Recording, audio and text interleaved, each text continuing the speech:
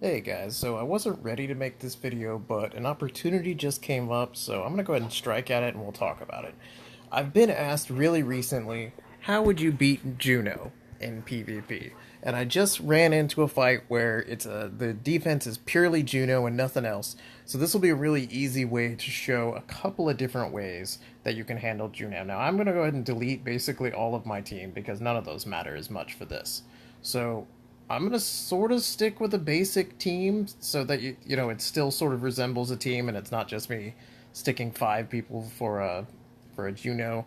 So let me pick up the other 2 people really quick and then I'll explain each part. Okay. Nope. So most of you probably know a big problem with Juno is her automatic cleanse and then mass heal. So you cannot dump debuffs on her because she will ruin your life. The other thing that she does really well is her S2, and it's the same as Praha's, and it's kind of nasty. I mean, and then her S1 is, of course, she can increase her own attack bar, so she gets a lot of hits if she's built with crit hit or with crit rate. And I think usually that's what you would do, really tanky with some crit rate, so that she gets lots of procs of this and then lots of turns. Also really fast, of course, so that she can activate this as much as possible. I don't think she'd make her like your fastest team member or anything, but she'd be up there. So really beefy, really fast, and unfortunately heals all of the allies by 10% of her max HP for each removed harmful effect. So when you go to fight her, you have to make sure, very, very much make sure, that you're not just stacking debuffs on her, because she can heal every member of her team every turn she gets by massive amounts if you're running a team that drops debuffs. Now, obviously, that's one of the current metas right now, is just debuff the crap out of your enemies and then watch them die. I see all sorts of teams built like that, and a lot of defenses built like that too, and a lot of them can be very successful, especially if your opponent doesn't have a really quick, like, Woosaw or something like that. So, I get that, but in this case, we just cannot do that. So I'm just going to pick these 3, and I'm going to leave the 4th one open. The reason I'm leaving the 4th one open is because each of these 3 can really show you the way I would say to take down Juno without really a need for a 4th. And with that 4th, what you would do is you would pick something that works overall. And I even took the accuracy lead, which is fine against Juno. There's certainly nothing wrong with an accuracy lead. The thing is, Juno's not going to build a lot of resistance anyway, so it's kind of counterproductive except for this specific strategy. Usually it would be bad, but for this specific thing, the accuracy lead is fine. So the 2 ways I suggest taking down Juno, and this, hopefully this doesn't kill her, because I'd like to show you the other way instead of just have to say about it. If you can get a monster with an S2 like Teor, he can do a ton of damage all at the same time, right? One hit does a can do a load. An 18,000 is what it hit for right there, and I'm glad it didn't kill her so that I can show you.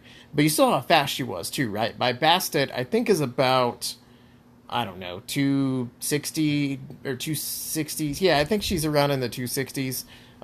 So she's pretty quick. She's not slow or anything, but she barely went before him. I mean, the attack bar boost made Teor go first, but then my Tessa got cut. And I don't know my Tessa's speed because I just don't use them that often. Now, Tessa is the other thing. If you don't have a Teor, if you don't have something like that, if you don't have a monster that can come in and wreck a team like that, then you don't want to use, or then you have to use something else. Tessa is something that everyone can get access to, so you don't have to rely on just hope I pull a Teor and get uses S2, which, by the way, you could also use Sig's S2 in the same way, and it would probably work pretty well. It might not work quite as well, but it would still work pretty well. So, Oblivion. Oblivion is the way to put her passive out of commission, which makes her not really a big deal at all. As long as Oblivion's landed, I could easily just walk through and kill her. I mean, because now you can start stacking debuffs and it doesn't matter. Which means, like, her Bastet's S2 right there, it's going to kill her, but it would have dropped the defense break, which would have made Teor's next hit even harder. So, this is the very, very simple, 2 very simple ways to kill her. I I really wish I could have shown you a little better. She did not have as good a stats as what I usually see where I'm fighting. So, But big hits. A little attack bar reduction can be another really good way to take her down. If you've got some attack bar reduction, then you can stop her from getting a turn. Any sort of CC outside of that, though, any sort of anything else, you don't want to do.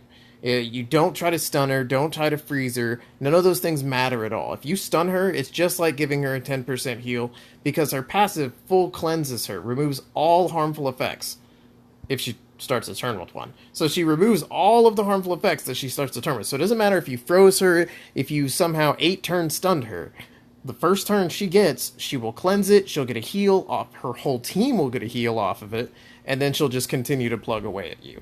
Now, the good thing is, Juno does not do a ton of damage, so as much as she's kind of annoying to deal with, you have to bring in some specific teamwork to try to take her down. She's not a big, massive threat otherwise. Like, you saw she used her S2 to kind of wreck my Bastard's S2, or S3, but outside of that, and you can always play around that, outside of that, she really doesn't, threaten a lot. She does hit kind of hard, but you know what I mean? So, that's it. That's how I would counter Juno. That's 2 ways anyway. The other ways, obviously, like I said, are just stay away from debuffing her, focus her down if you can. She's not always the top priority, but she can be a good priority to focus down.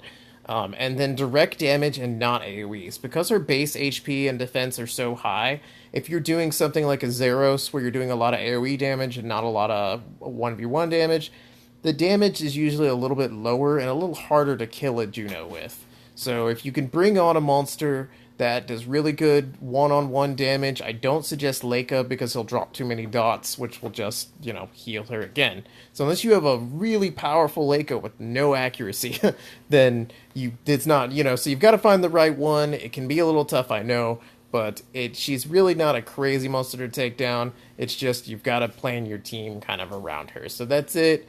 You guys have a good one, and I'll see you in the next video.